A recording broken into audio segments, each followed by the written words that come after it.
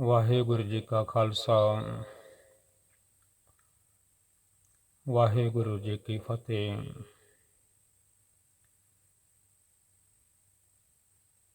ਗੁਰੂ ਰੂਪ ਸਾਧ ਸੰਗਤ ਜੀਓ,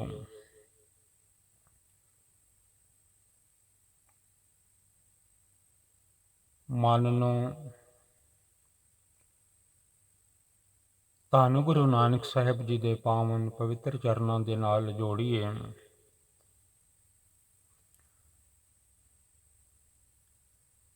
ਕਿਉਂਕਿ ਲੋੜ ਹੈ ਮਨ ਨੂੰ ਗਿਆਨ ਦੀ। ਮਨ ਦੇ ਵਿੱਚ ਗਿਆਨ ਦਾ ਦੀਵਾ ਜਗੇਗਾ ਤਾਂ ਇਸ ਮਨ ਨੂੰ ਕੋਈ ਸਮਝ ਪਵੇਗੀ, ਨਾਮ ਜਪੇਗਾ, ਸਿਮਰਨ ਕਰੇਗਾ, ਸੇਵਾ ਕਰੇਗਾ, ਆਪਣੇ ਆਪ ਦੀ ਇਸ ਨੂੰ ਪਛਾਣ ਆਵੇਗੀ। ਮਨ ਤੋਂ ਜੋਤ ਸਰੂਪ ਹੈ, ਆਪਣਾ ਮੂਲ ਪਛਾਣ। ਆਪਣੇ ਮੂਲ ਨੂੰ ਤਾਂ ਪਛਾਣੇਗਾ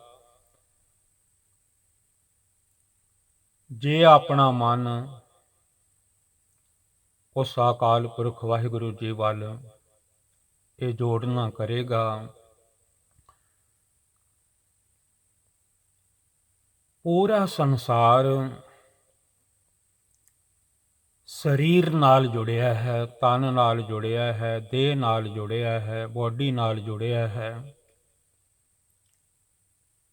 ਪਰ ਗੁਰਬਾਣੀ ਵਿੱਚ ਸਤਿਗੁਰੂ ਜੀ ਮਨ ਨੂੰ ਹੀ ਸਮਝਾ ਰਹੇ ਹਨ, ਕਿਉਂਕਿ ਮਨ ਹੀ ਦੁਨੀਆ ਨੂੰ ਚੰਬੜਿਆ ਹੋਇਆ ਹੈ। ਮਨ ਨੇ ਆਪਣਾ ਸੁਭਾਅ ਬਦਲਿਆ ਹੋਇਆ ਹੈ।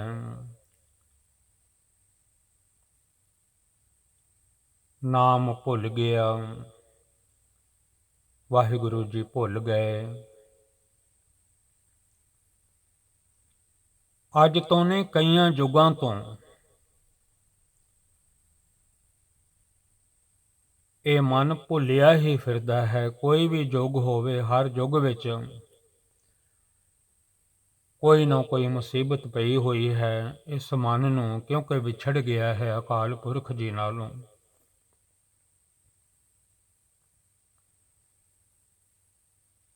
ਕਈ ਯੁੱਗ ਬੀਤ ਗਏ, ਪਤਾ ਨਹੀਂ ਕਦੋਂ ਦਾ ਇਹ ਮਾਨਸ ਜਨਮ ਅਕਾਲ ਪੁਰਖ ਵਾਹਿਗੁਰੂ ਜੀ ਨੇ ਦਿੱਤਾ ਹੋਇਆ ਹੈ। ਇਸ ਵੇਲੇ ਸਮਾਂ ਹੈ ਕਲ ਯੁੱਗ ਦਾ।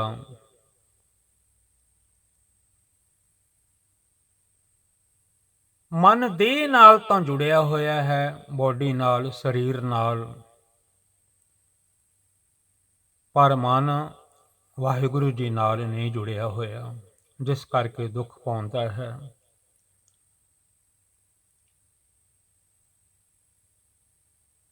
ਯੁਗਾਂ ਯੁਗਾਂਤਰਾਂ ਤੋਂ ਜਦੋਂ ਦੇ ਯੁੱਗ ਚੱਲੇ ਹਨ, ਵਾਹਿਗੁਰੂ ਜੀ ਨੇ ਚਲਾਏ ਹਨ, ਜਦੋਂ ਦੇ ਇਹ ਜੀ ਪੈਦਾ ਹੋਏ ਹਨ, ਮਾਨਸ ਜਨਮ ਜਦੋਂ ਤੋਂ ਮਿਲਿਆ ਹੈ, ਜਨਮ ਲੈਂਦਿਆਂ ਹੀ ਭੁੱਲਿਆ ਹੋਇਆ ਹੈ ਅਕਾਲ ਪੁਰਖ ਵਾਹਿਗੁਰੂ ਜੀ ਨੂੰ। ਲਾਗਤ ਪਵਨ ਖਸਮ ਬਿਸਰਾਇਆ।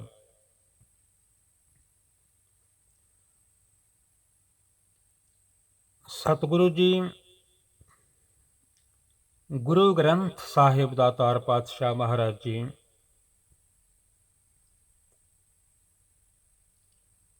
ਮਨ ਨੂੰ ਬੜਾ ਸਮਝਾਉਂਦੇ ਹਨ।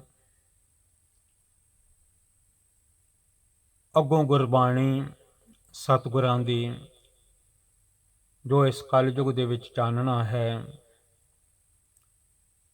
ਉਹ ਬੜਾ ਸਮਝਾਉਣਾ ਕਰਦੀ ਹੈ।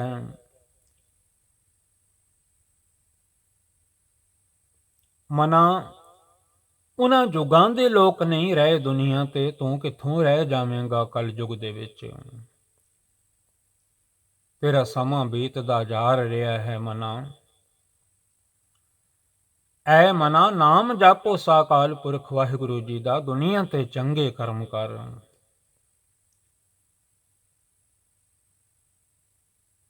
ਦੁਨੀਆ ਤੇ ਨਿਰਮਲ ਕਰਮ ਕਰ।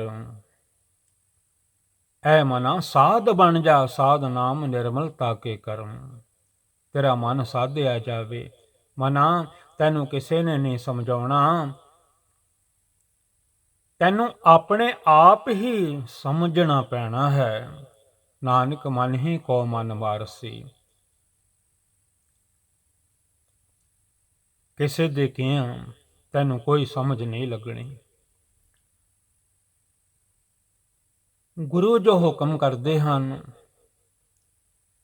ਗੁਰਬਾਣੀ ਜੋ ਚਾਨਣਾ ਹੈ, ਉਸ ਚਾਨਣ ਨਾਲ ਤੈਨੂੰ ਚੰਗਾ ਕੀ ਹੈ, ਮਾੜਾ ਕੀ ਹੈ, ਉਹ ਦਿਸਦਾ ਜਾਵੇਗਾ। ਤੂੰ ਬਾਕੀ ਯੁੱਗਾਂ ਦੀ ਗੱਲ ਛੱਡ ਦੇ, ਆਪਣਾ ਯੁੱਗ ਜਿਹੜਾ ਤੇਰਾ ਹੈ, ਕਲਯੁੱਗ ਦਾ ਸਮਾਂ ਜਿਹੜਾ ਹੈ, ਇਹਦੇ ਵਿੱਚ ਅਕਾਲ ਪੁਰਖ ਵਾਹਿਗੁਰੂ ਜੀ ਦੇ ਨਾਮ ਦੀ ਮਹਿਮਾ ਹੈ। ਐ ਮੇਰੇ ਮਨਾ, ਤੂੰ ਨਾਮ ਜਪਿਆ ਕਰ। ਜਿਹੜੀ ਕੋਈ ਤੈਨੂੰ 100 ਕੁ ਸਾਲ ਦੀ ਥੋੜੀ ਘੱਟ ਵੱਧ ਜ਼ਿੰਦਗੀ ਮਿਲੀ ਹੈ, ਇਹ ਕੋਈ ਪਤਾ ਨਹੀਂ ਕਿਤਨਾ ਸਮਾਂ ਹੈ।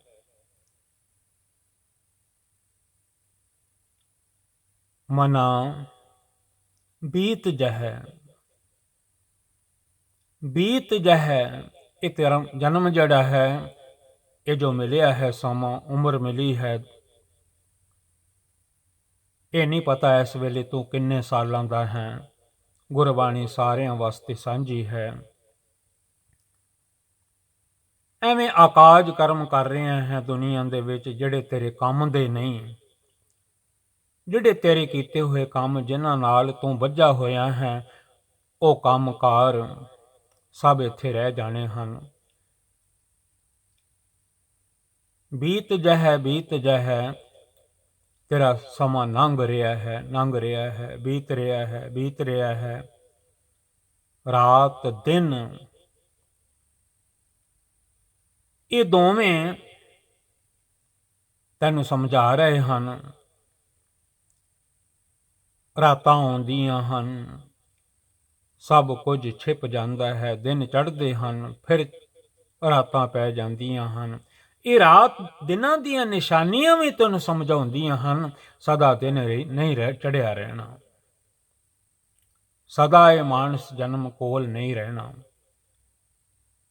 ਐਵੇਂ ਆਕਾਜ ਨਾ, ਵਿਅਰਥ ਨਾ, ਇਸ ਨੂੰ ਗਵਾ, ਨਾਮ ਜਪ ਲੈ ਉਸ ਸੱਚੇ ਵਾਹਿਗੁਰੂ ਜੀ ਦਾ।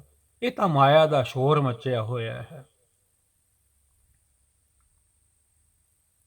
ਮਾਇਆ ਦਾ ਸ਼ੋਰ ਇੰਨਾ ਮਚਿਆ ਹੋਇਆ ਹੈ, ਆ ਜਿੰਨਾ ਰੌਲਾ ਗੌਲਾ ਹੈ ਦੁਨੀਆ ਤੇ, ਹਾਹਾਕਾਰ ਮਚੀ ਹੋਈ ਹੈ। ਪਾਪੀ ਕਰਮ ਕਮਾਉਂਦੇ ਕਰਦੇ ਹਾਏ ਹਾਏ। ਇਹ ਜਿੰਨਾ ਵੀ ਸ਼ੋਰ ਹੈ, ਸਤਿਗੁਰੂ ਜੀ ਫਰਮਾਉਂਦੇ ਹਨ, ਆ ਮੇਰਾ, ਉਹ ਮੇਰਾ, ਆ ਕਰ ਲਵਾਂ, ਉਹ ਕਰ ਲਵਾਂ, ਇਹ ਸਭ ਮਾਇਆ ਦਾ ਸ਼ੋਰ ਹੈ, ਪੈਸੇ ਦਾ ਸ਼ੋਰ ਹੈ। ਅੱਜ ਕੱਲ੍ਹ ਪੈਸਾ ਆਖੀਦਾ ਹੈ, ਗੁਰਬਾਣੀ ਵਿੱਚ ਵੀ ਹੁਕਮ ਹਨ, ਤਿਉ ਕੰਚਨ ਅਰ ਪੈਸਾ, ਸੋਨਾ ਤੇ ਪੈਸਾ ਪਹਿਲੇ ਸਮਿਆਂ ਵਿੱਚ ਸਤਿਗੁਰਾਂ ਨੇ ਮਾਇਆ ਫਰਮਾਇਆ ਹੈ। ਇਹ ਜਿੰਨਾ ਵੀ ਸ਼ੋਰ ਹੈ, ਰੌਲਾ ਹੈ, ਮਾਇਆ ਦਾ ਹੈ। ਮੇਰੇ ਮਨਾ ਨਾਮ ਜਪ, ਮੇਰੇ ਮਨਾ ਇਸ ਸ਼ੋਰ ਦੇ ਵਿੱਚੋਂ, ਰੌਲੇ ਦੇ ਵਿੱਚੋਂ ਨਿਕਲ ਜਾ, ਗੁਰੂ ਦੇ ਹੁਕਮ ਨੂੰ ਮੰਨ ਲੈ, ਨਾਮ ਜਪਿਆ ਕਰ ਉਸ ਵਾਹਿਗੁਰੂ ਜੀ ਦਾ। ਇਹ ਖੇਡ ਤਾਂ ਝੂਠੀ ਹੈ, ਇਹ ਦੁਨੀਆ ਵੀ ਝੂਠੀ ਹੈ।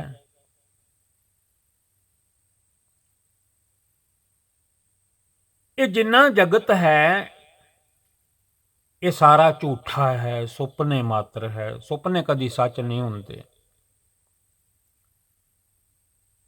ਮੇਰੇ ਮਨਾ, ਤੂੰ ਦੁਨੀਆ ਦੀ ਖੇਡ ਵਿੱਚ ਐਸਾ ਮਸਤ ਹੋਇਆ ਹੈ, ਐਸਾ ਮਸਤ ਹੋਇਆ ਹੈ, ਜਿਵੇਂ ਬੱਚੇ ਮਸਤ ਹੋ ਜਾਂਦੇ ਹਨ ਖੇਡ ਵਿੱਚ। ਮਾਂ ਆਵਾਜ਼ਾਂ ਮਾਰਦੀ ਰਹਿੰਦੀ ਹੈ, ਰਾਤ ਕਈ ਵਾਰੀ ਰੋਟੀ ਵੀ ਨਹੀਂ ਖਾਂਦੇ, ਉਂਝ ਹੀ ਸੌਂ ਜਾਂਦੇ ਹਨ। ਐਨਾ ਖੇਡ ਨਾਲ ਪਿਆਰ। ਬੰਦੇ ਦਾ ਵੀ ਕੁਝ ਇਹੋ ਜਿਹਾ ਹਾਲ ਹੈ, ਦੁਨੀਆ ਦੀ ਖੇਡ ਦੇ ਵਿੱਚ ਇੰਨਾ ਗਰਕ ਹੋਇਆ ਪਿਆ ਹੈ, ਮਨ ਨੂੰ ਹੋਸ਼ ਹੀ ਨਹੀਂ। कि मैं गुरबाणी पढ़नी है, मैं नाम जपना है, मैं सिमरन करना है, मैं बंदगी करनी है, मैं इशनान करना है, मैं गुरु घर जाना है, होश ही कोई नहीं।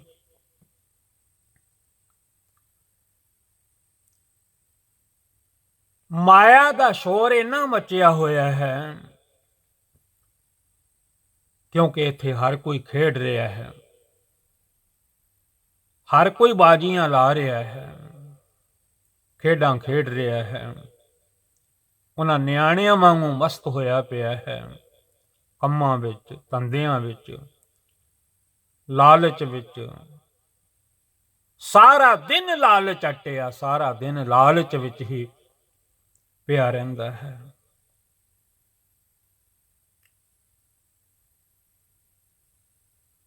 ਮਨ ਨੂੰ ਗੁਰਬਾਣੀ ਸਮਝਾਉਂਦੀ ਹੈ, ਮਨਾ ਦੁਨੀਆ ਦੀ ਖੇਡ ਜਿਵੇਂ ਜੁਆਰੀ ਜੂਆ ਖੇਡਦੇ ਹਨ, ਕਿੰਨਾ ਕਿੰਨਾ ਮਾਲ ਧਨ ਟੇਬਲਾਂ ਤੇ ਰੱਖ ਦਿੰਦੇ ਹਨ, ਜਦੋਂ ਹਾਰ ਜਾਂਦੇ ਹਨ ਸਾਰਾ ਕੁਝ ਛੱਡ ਕੇ ਉਦਾਸ ਹੋ ਕੇ ਉੱਠ ਜਾਂਦੇ ਹਨ।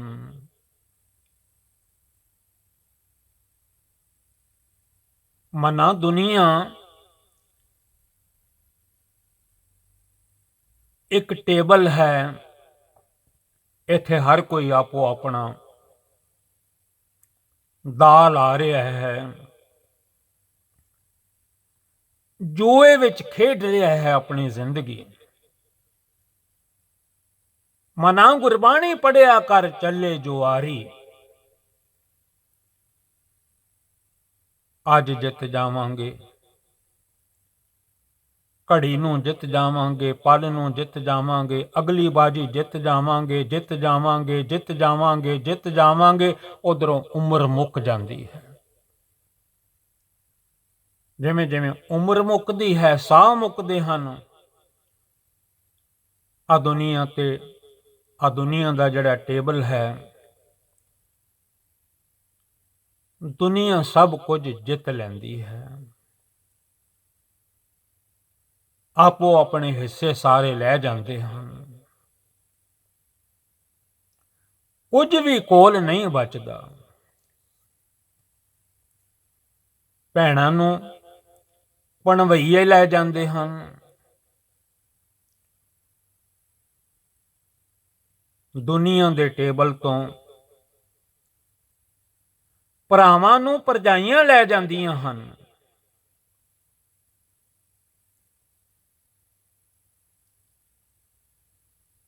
ਮਾਇਆ ਦੌਲਤ ਪੈਸਾ ਜਿਹੜਾ ਹੈ, ਇਹਨੂੰ ਵੰਡੀਆਂ ਲੈ ਜਾਂਦੀਆਂ ਹਨ। ਹਰ ਕੋਈ ਆਪੋ ਆਪਣਾ ਹਿੱਸਾ ਮੰਗ ਲੈਂਦਾ ਹੈ। ਇਸ ਮਾਇਆ ਦੀਆਂ ਵੀ ਵੰਡੀਆਂ ਪੈ ਜਾਂਦੀਆਂ ਹਨ। ਇਹ ਜੋੜਿਆ ਜੁੜਾਇਆ ਵੀ ਵੰਡਿਆ ਜਾਂਦਾ ਹੈ।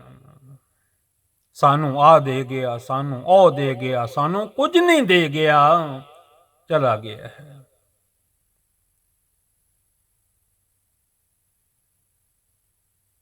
ਰਾਹ ਸਭ ਦੇ ਬਦਲ ਗਏ, ਪੁੱਤਰਾਂ ਨੂੰ ਨੂੰਹਾਂ ਲੈ ਗਈਆਂ, ਭਰਾਵਾਂ ਨੂੰ ਭਰਜਾਈਆਂ ਨੇ ਲੈ ਲਿਆ, ਭੈਣਾਂ ਨੂੰ ਭਣਵਈਆਂ ਵੀ ਲੈ ਲਿਆ। ਉਮਰ ਮੁੱਕ ਗਈ ਤੇ ਮਾਂ ਪਿਓ ਨੂੰ ਵਾਹਿਗੁਰੂ ਜੀ ਨੇ ਵਾਪਸ ਬੁਲਾ ਲਿਆ। ਕਿੱਥੇ ਨਜ਼ਰ ਆਉਂਦੇ ਹਨ ਮਾਤਾ ਪਿਤਾ? ਕਿੱਥੇ ਦਿਸਦੇ ਹਨ? ਫਰੀਦਾ ਕਿੱਥੇ ਤੈਡੇ ਮਾਪਿਆ ਜਿੰਨੀ ਤੂੰ ਜਣਿਓ ਹੈ। ਤੈ ਪਾਸੋਂ ਉਹ ਲੱਦ ਗਏ, ਤੂੰ ਅਜੇ ਨਾ ਪਤੀਣਿਓ, ਤੈਨੂੰ ਅਜੇ ਵੀ ਸਮਝ ਨਹੀਂ ਲੱਗੀ। ਇਸ ਦੁਨੀਆ ਟੇਬਲ ਤੋਂ ਜਦੋਂ ਮਾਇਆ ਵੰਡੀ ਜਾਂਦੀ ਹੈ, ਸਾਰੇ ਮਾਲਕ ਬਣ ਬੈਂਦੇ ਹਨ, ਹਿੱਸੇਦਾਰ ਬਣ ਜਾਂਦੇ ਹਨ।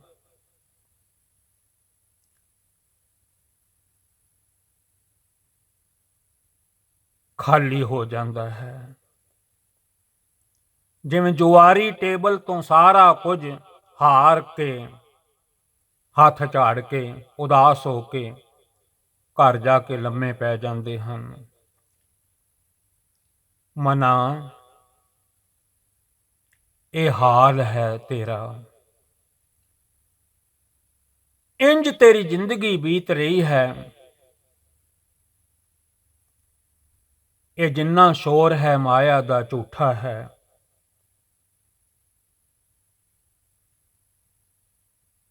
ਚੱਲੇ ਜੁਆਰੀ ਦੋਏ ਹੱਥ ਝਾੜ, ਦੋਵੇਂ ਹੱਥ ਝਾੜ ਕੇ, ਜਿਵੇਂ ਜੁਆਰੀ ਚਲੇ ਜਾਂਦੇ ਹਨ ਸਭ ਕੁਝ ਹਾਰ ਕੇ, ਕਿਉਂਕਿ ਮਾਇਆ ਰਾਹ ਬਦਲ ਲੈਂਦੀ ਹੈ, ਆਪਣੇ ਰਾਹ ਪੈ ਜਾਂਦੀ ਹੈ, ਦੂਜਿਆਂ ਕੋਲ ਚਲੀ ਜਾਂਦੀ ਹੈ। ਇਹ ਦੁਨੀਆ ਦੀ ਖੇਡ ਦੇ ਵਿੱਚੋਂ ਇੱਕ ਦਿਨ ਹਾਰ ਕੇ ਚਲਾ ਜਾਵੇਗਾ। ਇਹ ਟੇਬਲ ਛੱਡ ਕੇ ਚਲਾ ਜਾਵੇਗਾ। ਤੇਰਾ ਜੋੜਿਆ ਜੁੜਾਇਆ ਇਕੱਠਾ ਕੀਤਾ, ਪਾਪ ਕਰਮ ਕੀਤੇ, ਜੋ ਕੁਝ ਵੀ ਤੂੰ ਕੀਤਾ ਹੈ, ਇਹਦੀਆਂ ਵੰਡੀਆਂ ਪੈ ਜਾਣੀਆਂ ਹਨ। ਤੇ ਜੋ ਬਾਗ ਪਰਿਵਾਰ ਤੈਨੂੰ ਮਿਲਿਆ ਹੈ, ਉਹਨਾਂ ਨੇ ਵੀ ਆਪੋ ਆਪਣੇ ਰਾਹ ਪੈ ਜਾਣਾ ਹੈ। ਕਿਸੇ ਨੂੰ ਕਿਸੇ ਨੇ ਲੈ ਜਾਣਾ ਹੈ, ਕਿਸੇ ਨੂੰ ਕਿਸੇ ਨੇ ਲੈ ਜਾਣਾ ਹੈ, ਕਿਸੇ ਨੂੰ ਕਿਸੇ ਨੇ ਲੈ ਜਾਣਾ ਹੈ। ਤੂੰ ਇਕੱਲਾ ਹੀ ਰਹਿ ਜਾਣਾ ਹੈ।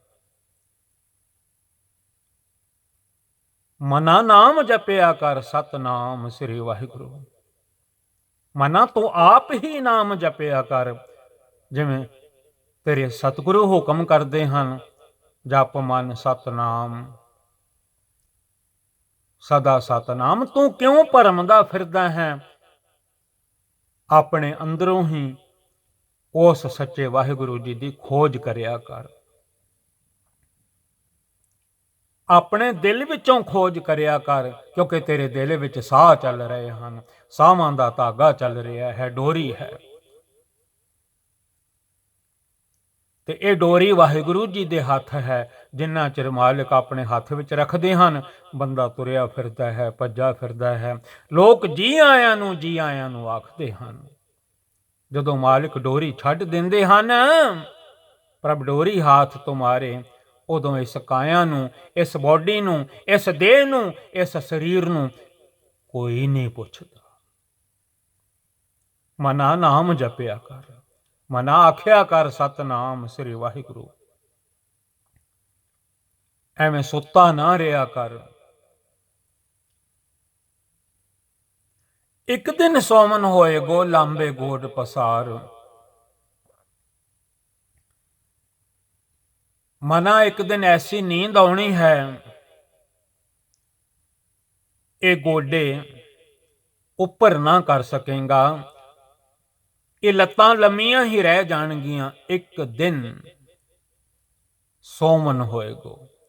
ਕਬੀਰ ਸਾਹਿਬ ਜੀ ਦੇ, ਫਰੀਦ ਜੀ ਦੇ ਭਗਤਾਂ ਦੀ ਬਾਣੀ ਦੇ ਵਿੱਚੋਂ ਪੜ੍ਹਿਆ ਕਰੋ।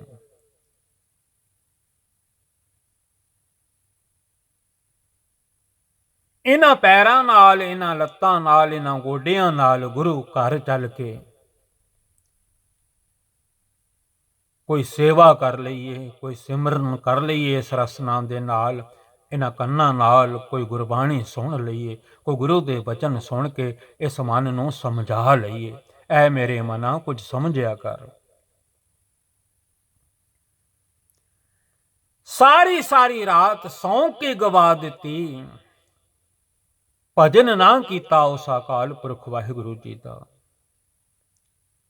ਨਾਮ ਬੰਦਾ ਹੈ ਪਰ ਬੰਦਗੀ ਨਾ ਕੀਤੀ। ਐਵੇਂ ਸੌਂ ਕੇ ਨੀਂਦਰ ਵਿੱਚ ਹੀ ਸਾਰੀ ਰਾਤ 12 ਦੇ 12 ਘੰਟੇ ਲਗਾ ਦਿੱਤੇ। ਮਨਾ ਆਪ ਹੀ ਨਾਮ ਜਪਿਆ ਕਰ, ਆਖਿਆ ਕਰ ਸਤਨਾਮ ਸ੍ਰੀ ਵਾਹਿਗੁਰੂ, ਅਤੇ ਆਪ ਹੀ ਸੁਣਿਆ ਕਰ। ਆਪਣੇ ਗੁਰੂ ਦੀ ਗੱਲ, ਧੰਨ ਗੁਰੂ ਗ੍ਰੰਥ ਸਾਹਿਬ ਜੀ ਦੀ ਮੰਨ ਲਿਆ ਕਰ। ਸੇਵਕ ਬਣ ਕੇ ਮੰਨ ਲਿਆ ਕਰ। ਗੁਰਬਾਣੀ ਕਹੇ ਸੇਵਕ ਜਨ ਮਾਨੈ, ਤਾਂ ਕੁਝ ਸਮਝ ਪਵੇਗੀ ਮੇਰੇ ਮਨਾ। ਮੰਨ ਲਿਆ ਕਰ ਗੁਰਬਾਣੀ ਦੇ ਹੁਕਮ ਜੋ ਹਨ। ਤਾਈਓ ਤੇ ਤੂੰ ਦੁੱਖ ਪਾਉਂਦਾ ਹੈ। ਹੁਕਮ ਨਾ ਮੰਨੈ ਬਹੁਤ ਦੁੱਖ, ਨਾ ਹੁਕਮ ਮੰਨਣ ਕਰਕੇ ਦੁੱਖ ਹੀ ਦੁੱਖ ਹਨ।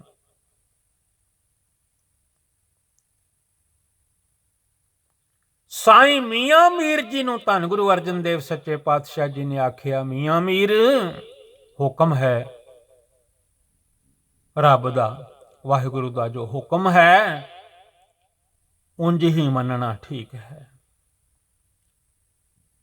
ਮਨਾ ਸਾਰੀ ਰਾਤ ਤੋਂ ਗਵਾ ਦਿੱਤੀ ਸੌਂ ਕੇ, ਰਹਿਣ ਗਵਾਈ ਸੋਏ ਕੈ।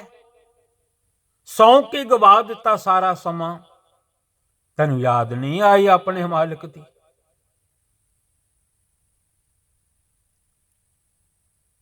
ਮਨਾ ਜਿਹੜਾ ਵਾਹਿਗੁਰੂ ਜੀ ਨੇ ਤੈਨੂੰ ਜ਼ੋਰ ਦਿੱਤਾ ਹੈ, ਬਲ ਦਿੱਤਾ ਹੈ, ਤਾਕਤ ਦਿੱਤੀ ਹੈ, ਇਹਦਾ ਮਿਸਯੂਜ਼ ਨਾ ਕਰਿਆ ਕਰ। ਤੈਨੂੰ ਲੱਗਦਾ ਹੈ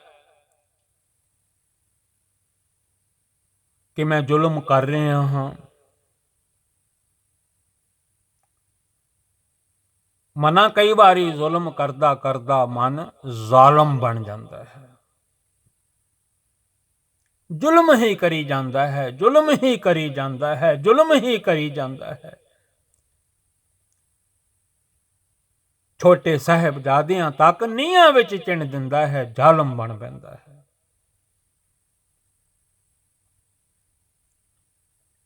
ਮਨਾ ਤੈਨੂੰ ਭੁਲੇਖਾ ਹੈ, ਇਹ ਜਿਹੜੇ ਤੂੰ ਜ਼ੁਲਮ ਕਰਦਾ ਹੈ,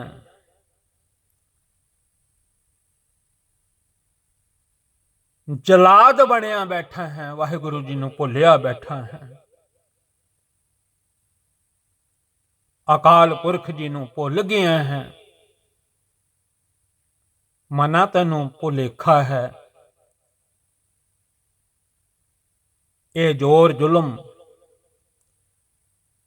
ਦੇ ਨਾਲ ਦੁਨੀਆ ਦੇ ਵਿੱਚ ਤਾਂ ਬਹੁਤ ਕੁਝ ਬਣ ਜਾਂਦਾ ਹੈ। ਇੰਜ ਲੱਗਦਾ ਹੈ ਇਹ ਬੰਦਾ ਬੜਾ ਫਲਿਆ ਹੋਇਆ ਹੈ, ਫੁੱਲਿਆ ਹੋਇਆ ਹੈ। ਕਈ ਵਾਰੀ ਖੁਸ਼ੀ ਨਾਲ ਫੁੱਲ ਵੀ ਜਾਂਦਾ ਹੈ। ਉਹ ਖੁਸ਼ੀ ਸਿਰਫ ਦੁਨੀਆ ਦੀ ਹੁੰਦੀ ਹੈ। ਕਈ ਵਾਰੀ ਖੁਸ਼ੀ ਨਾਲ ਦੇਹ ਵੀ ਬੜੀ ਵੱਡੀ ਹੋ ਜਾਂਦੀ ਹੈ। ਮਾਟੀ ਫੂਲੀ, ਆ ਜਿਹੜੀ ਮਿੱਟੀ ਦੇਹ ਦੀ ਫੁੱਲ ਜਾਂਦੀ ਹੈ ਖੁਸ਼ੀਆਂ ਨਾਲ। ਰੂਪ ਵਿਕਾਰ, ਜਿਵੇਂ ਜਿਵੇਂ ਬੰਦਾ ਫੁੱਲ ਜਾਂਦਾ ਹੈ ਰੂਪ ਵਿਕਾਰ ਹੋ ਜਾਂਦਾ ਹੈ। ਮਾਟੀ ਫੂਲੀ, ਦੇਹ ਫੁੱਲ ਗਈ, ਰੂਪ ਵਿਕਾਰ, ਵਿਕਾਰ ਹੋ ਗਿਆ ਰੂਪ, ਬਿਊਟੀ ਚਲੇ ਗਈ, ਸੁੰਦਰਤਾ ਚਲੇ ਗਈ। ਮਨਾ ਜ਼ੁਲਮ ਨਾ ਕਰਿਆ ਕਰ।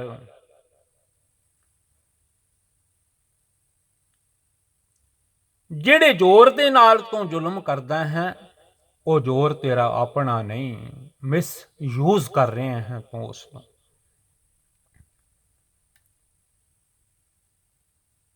ਜ਼ੋਰ ਜ਼ੁਲਮ ਫਲਦਾ ਫੁੱਲਦਾ ਬਹੁਤ ਹੈ, ਪਰ ਇਸ ਦੁਨੀਆ ਵਿੱਚ ਜ਼ੋਰ ਜ਼ੁਲਮ ਫੁੱਲ ਹੈ ਘਨੋਂ। ਘਨੋਂ ਬਹੁਤ ਅਮੀਰ ਹੋ ਜਾਂਦਾ ਹੈ ਬੰਦਾ ਜ਼ੁਲਮ ਕਰ ਕਰਕੇ, ਹੁਕਮ ਚਲਾਉਂਦਾ ਹੈ, ਹੁਕਮਰਾਨ ਬਣ ਜਾਂਦਾ ਹੈ, ਧਨ ਸੰਪਤੀ ਇਕੱਠੀ ਕਰ ਲੈਂਦਾ ਹੈ ਜ਼ੁਲਮ ਕਰ ਕਰਕੇ। ਕਿਉਂਕਿ ਕਲਯੁਗ ਦੇ ਵਿੱਚ ਜ਼ੋਰ ਜ਼ੁਲਮ ਫੁੱਲ ਹੈ ਘਨੋਂ, ਕਾਚੀ ਦੇਹ ਬੇਕਾਰ। ਆ ਕੱਚੀ ਦੇਹ ਮਿੱਟੀ ਦੀ ਜਿਹੜੀ ਹੈ, ਜਦੋਂ ਇਹਦੇ ਰੂਪ ਵਿਗੜ ਜਾਂਦੇ ਹਨ, ਫੁੱਲ ਜਾਂਦੀ ਹੈ, ਸੁੱਕ ਜਾਂਦੀ ਹੈ। ਫਰੀਦਾ ਤਨ ਸੁੱਕਾ ਪਿੰਜਰ ਥੀਆ, ਤਲੀਆਂ ਖੁੰਡ ਹੈ ਕਾਗ। ਜਦੋਂ ਇਹੋ ਜਿਹੀ ਹਾਲਤ ਹੋ ਜਾਂਦੀ ਹੈ ਉਦੋਂ ਤੱਕ ਵੀ ਰੱਬ ਦਾ ਵੱਲ ਮਨ ਨਹੀਂ ਜਾਂਦਾ। ਅਜਿਹੇ ਸੋ ਰੱਬ ਨਾ ਬੋੜਿਓ, ਦੇਖ ਬੰਦੇ ਕੇ ਭਾਗ। ਜ਼ੋਰ ਜ਼ੁਲਮ ਫੁੱਲ ਹੈ ਘਨੋਂ, ਕਾਚੀ ਦੇਹ ਬੇਕਾਰ। ਇਹ ਦੇਹ ਬੇਕਾਰ ਹੋ ਜਾਂਦੀ ਹੈ। ਲੋਕ ਸੁੱਟ ਆਉਂਦੇ ਹਨ, ਜਾ ਕੇ ਕਬਰਾਂ ਦੇ ਵਿੱਚ ਜਲਾ ਦਿੰਦੇ ਹਨ ਜਾਂ ਸਾੜ ਦਿੰਦੇ ਹਨ। ਕਈ ਵਾਰੀ ਪਾਣੀ ਵਿੱਚ ਵੀ ਰੋੜ ਦਿੰਦੇ ਹਨ। ਇੱਕ ਦੱਜੈ ਇੱਕ ਦੱਬੀਏ, ਕਈ ਵਾਰੀ ਭਾਗ ਮਾੜੇ ਹੋਣ ਇੱਕ ਨਾ ਕੁੱਤੇ ਖਾਏ। ਜੇ ਭਾਗ ਮਾੜੇ ਹੋਣ ਤਾਂ ਕਈ ਵਾਰੀ ਕੁੱਤੇ ਖਿੱਚਦੇ ਹਨ। ਇੱਕ ਦੱਜੈ ਕਈ ਸਾੜ ਦਿੰਦੇ ਹਨ, ਇੱਕ ਦੱਬੀਏ ਕਈ ਦੱਬ ਦਿੰਦੇ ਹਨ। ਇੱਕ ਦੱਜੈ ਇੱਕ ਦੱਬੀਏ, ਇੱਕ ਨਾ ਕੁੱਤੇ ਖਾਏ। ਇਹ ਭਾਗਾਂ ਦੀ ਖੇਡ ਹੈ। ਕੀ ਬਣੇਗਾ ਇਸ ਦੇਹ ਨਾਲ? ਜਿਸ ਦੇਹ ਨਾਲ ਮਨ ਜੁੜਿਆ ਹੋਇਆ ਹੈ, ਜਿਸ ਦੇਹ ਨਾਲ ਵਾਹਿਗੁਰੂ ਨੂੰ ਵੀ ਛੱਡ ਬੈਠਾ ਹੈ, ਬਸ ਦੇਹ ਦੇ ਮਗਰ ਪਿਆ ਹੋਇਆ ਹੈ, ਰੂਪਾਂ ਦੇ ਮਗਰ ਪਿਆ ਹੋਇਆ ਹੈ। ਇਹਨਾਂ ਰੂਪਾਂ ਨੇ ਲੁੱਟ ਲਿਆ ਇਸ ਮਨ ਨੂੰ, ਇਸ ਮਨ ਨੂੰ, ਇਸ ਮਨ ਨੂੰ। ਰਾਤ ਦਿਨੇ ਰੂਪਾਂ ਦੀ ਹੀ ਉਸਤਤ ਕਰਦਾ ਹੈ। ਉਹ ਜੋ ਅਨੂਪ ਅਕਾਲ ਪੁਰਖ ਵਾਹਿਗੁਰੂ ਜੀ ਹਨ, ਉਹ ਇਸ ਮਨ ਨੂੰ ਗੁਰੂ ਤੋਂ ਦੂਰ ਹੋਣ ਕਰਕੇ ਭੁੱਲ ਗਏ ਹਨ। ਇਹ ਦੇਹ ਬੇਕਾਰ ਹੋ ਜਾਂਦੀ ਹੈ ਜਿਸ ਦੇਹ ਦਾ ਬੰਦਾ ਮਾਣ ਕਰਦਾ ਹੈ। ਜੋਰ ਜ਼ੁਲਮ ਫੂਲ ਹੈ ਕਨੋ,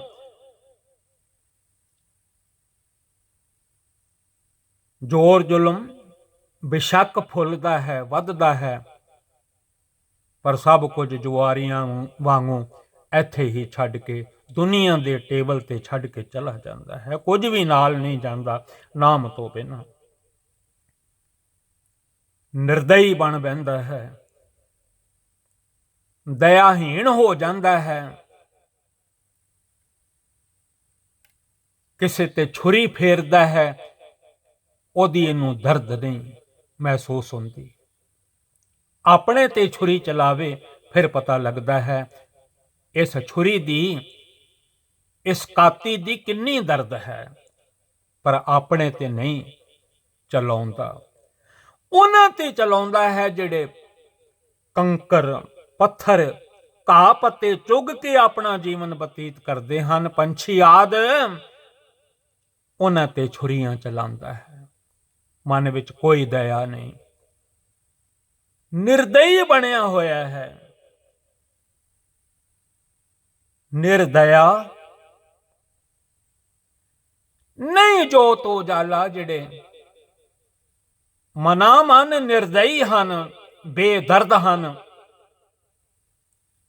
ਉਹਨਾਂ ਦੇ ਦਿਲ ਵਿੱਚ ਕਦੀ ਵਾਹਿਗੁਰੂ ਜੀ ਦੀ ਜੋਤ ਨਹੀਂ ਜਗਦੀ। ਜੋ ਗਰੀਬ ਗੁਰਬਿਆਂ ਤੇ ਕੰਕਰ ਪੱਥਰ ਚੁਗਣ ਵਾਲਿਆਂ ਤੇ ਛੁਰੀਆਂ ਚਲਾਉਂਦੇ ਹਨ, ਉਹਨਾਂ ਦੀ ਆਤਮਾ ਵਿੱਚ ਕਦੀ ਪਰਮਾਤਮਾ ਦੀ ਜੋਤ ਨਹੀਂ ਜਗਦੀ। ਗਿਆਨ ਦਾ ਚਾਨਣਾ ਉਹਨਾਂ ਨੂੰ ਨਹੀਂ ਪ੍ਰਾਪਤ ਹੁੰਦਾ। ਮਨਾ ਧਨ ਹਨ ਸਦਨਾ ਕਸਾਈ ਜੀ, ਜਿਨ੍ਹਾਂ ਨੇ ਆਪਣੀ ਉਹ ਛੁਰੀ ਸੁੱਟ ਦਿੱਤੀ। ਮਹਾ ਕਸਾਬ, ਬੜੇ ਵੱਡੇ ਕਸਾਈ ਸਨ, ਛੁਰੀ ਸੱਟ ਪਾਈ, ਸੁੱਟ ਦਿੱਤੀ। ਵਾਹਿਗੁਰੂ ਵਾਹਿਗੁਰੂ ਜਪਿਆ। ਅੱਜ ਉਹਨਾਂ ਦਾ ਨਾਮ ਭਗਤਾਂ ਦੀ ਬਾਣੀ ਦੇ ਵਿੱਚ ਹੈ। ਅੱਜ ਧੰਨ ਗੁਰੂ ਗ੍ਰੰਥ ਸਾਹਿਬ ਮਹਾਰਾਜ ਜੀ ਦੀ ਪਵਿੱਤਰ ਪਾਵਨ ਗੁਰਬਾਣੀ ਵਿੱਚੋਂ ਭਗਤ ਸਦਨਾ ਆਖਿਆ ਜਾਂਦਾ ਹੈ। ਸਦਨਾ ਜੀ ਦੀ ਪਾਵਨ ਗੁਰਬਾਣੀ ਅੱਜ ਪੜ੍ਹੀ ਜਾਂਦੀ ਹੈ ਜਿਨ੍ਹਾਂ ਨੇ ਵਾਹਿਗੁਰੂ ਵਾਹਿਗੁਰੂ ਵਾਹਿਗੁਰੂ ਜਪਿਆ। ਮਨਾ ਬੇਦਰਦ ਨਾ ਬਣਿਆ ਕਰ, ਸਦਨਾ ਕਸਾਈ ਜੀ ਵੱਲ ਤੱਕ ਲਿਆ ਕਰ। ਮਹਾ ਕਸਾਬ ਛੁਰੀ ਸੱਟ ਪਾਈ, ਤੇਰੇ ਅੰਦਰ ਜੋਤ ਨਹੀਂ ਜਗੇਗੀ। ਤੇਰੀ ਆਤਮਾ ਵਿੱਚੋਂ ਪਰਮਾਤਮਾ ਦਾ ਮੇਲ ਤੇਰੇ ਨਾਲ ਨਹੀਂ ਹੋਵੇਗਾ।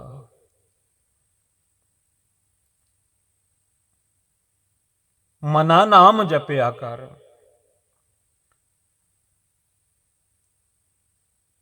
ਮਨਾ ਆ ਸਾਹ ਜਿਹੜੇ ਮਿਲੇ ਹਨ, ਇਹਨਾਂ ਨਾਲ ਵਪਾਰ ਕਰਿਆ ਕਰ। ਸਤਨਾਮ ਸ੍ਰੀ ਵਾਹਿਗੁਰੂ, ਸਤਨਾਮ ਸ੍ਰੀ ਵਾਹਿਗੁਰੂ। ਸਾਹ ਵਪਾਰੀ ਇਹ ਸਾਹ ਵਪਾਰੀ ਹਨ, ਵਪਾਰ ਕਰਨ ਵਾਸਤੇ ਆਏ ਹਨ ਇਸ ਦੇਹ ਦੇ ਵਿੱਚ। ਦੁਆਰੇ ਆਏ। ਜਿਹੜੇ ਜਿਹੜੇ ਸਾਹ ਵਣਜ ਵਪਾਰ ਕਰਦੇ ਹਨ, ਸਤਨਾਮ ਸ੍ਰੀ ਵਾਹਿਗੁਰੂ, ਸਤਨਾਮ ਸ੍ਰੀ ਵਾਹਿਗੁਰੂ, ਉਹ ਵਾਹਿਗੁਰੂ ਜੀ ਦੇ ਦੁਆਰ ਤੇ ਪਹੁੰਚ ਜਾਂਦੇ ਹਨ।